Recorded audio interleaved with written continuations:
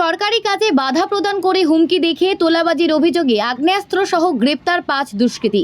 ধৃতদের শনিবার ৭ দিনের পুলিশি হেফাজতের আবেদন জানিয়ে চাঁচল মহকুমা আদালতে পেশ করেন হরিশ্চন্দ্রপুর থানার পুলিশ।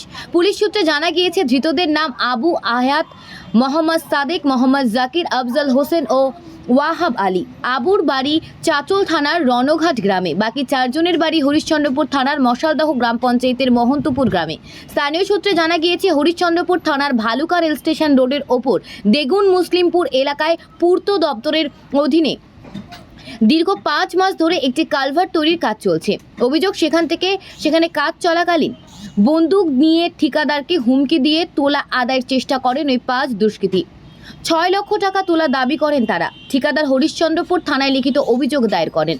সেই অভিযোগের ভিত্তিতে শুক্রবার রাতে ওই 5 দুষ্কৃতীকে গ্রেপ্তার করে পুলিশ। ঠিকাদার অনিল প্রসাদ বলেন, এই কাজ শুরু হওয়ার পর থেকেই ওই 5 জন দুষ্কৃতী বিভিন্ন অজুহাতে আমাদের কাজে বাধা প্রদান করে এবং অন্যায়ভাবে টাকা দাবি করে।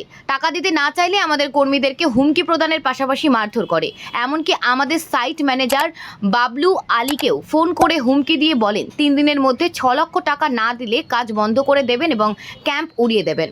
হরিশ্চন্দ্রপুর থানার আইসি মনোজিৎ সরকার বলেন, তাদের কাছ থেকে একটি বন্দুক উদ্ধার হয়েছে।